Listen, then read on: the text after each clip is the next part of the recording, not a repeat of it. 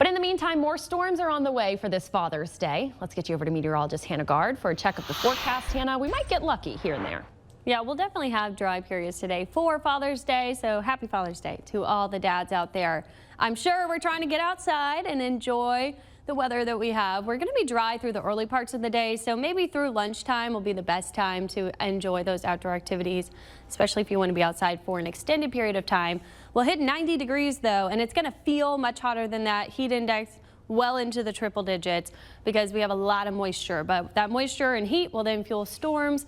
70% chance of storms across the area. We have to watch for frequent lightning, gusty winds and downbursts. We could see some tropical funnels and water spouts, and then quick bursts of heavy rain that leads to that street flooding.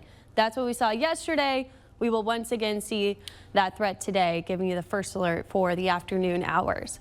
On Viper radar, we're seeing a couple of downpours. We did have a downpour near Port Sulphur. It's kind of falling apart. We have some trying to climb a little bit farther north, but a lot of this is going to stay coastal and in the marshy areas over water until we get the daytime heating.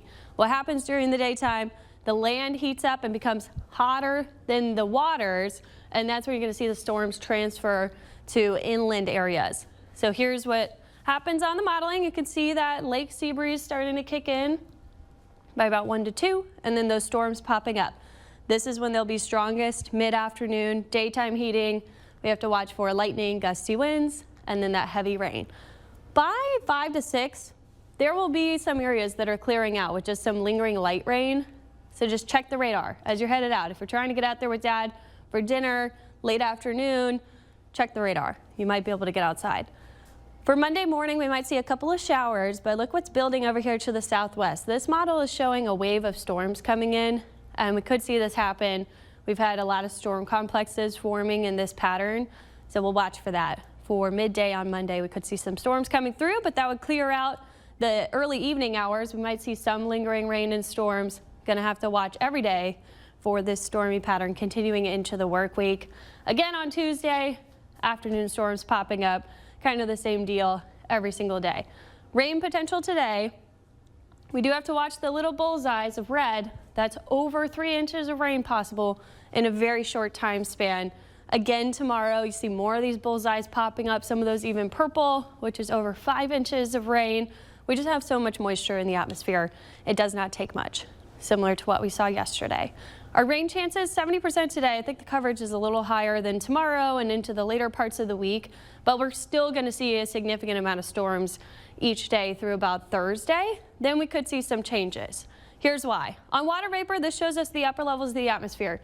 Broadly, we have a counterclockwise flow. This is a huge weakness in the atmosphere, or area of low pressure between that high that's over to the west and then this area of high pressure over Florida. You can see storms funneling around that until the high builds into this weekend. Then things are kind of drying out. I still think we could see some afternoon storms. It's not going to be fully dry, but it will be drier than the pattern in the early parts of the week. That keeps our temperatures down when we have rain each day in the low 90s. But then later on, as the high pressure builds, we'll get to 94 Friday, Saturday. It's going to feel much hotter than that with the moisture that we have out there. We're also still tracking the tropics.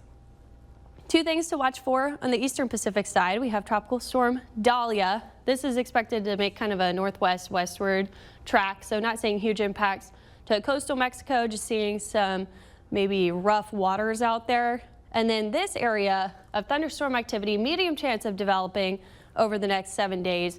We're keeping our eye on this because some of the modeling has this unsettled area crossing over Mexico into the Bay of Campeche and attempting to form some sort of tropical system. Now, if it did that, it would go straight back into Mexico, but something that we'll watch for the Atlantic side.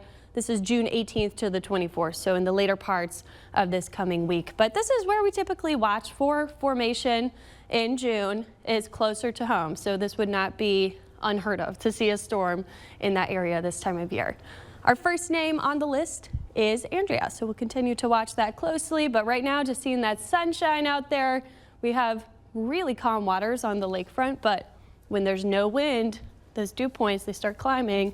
Temperatures 79 at New Orleans International, 83 feels like temperatures.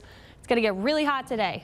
Looks like we could get close to or even above that heat advisory criteria briefly before the rain comes in, and we did yesterday. So it's going to feel really hot early in the day, Maddie.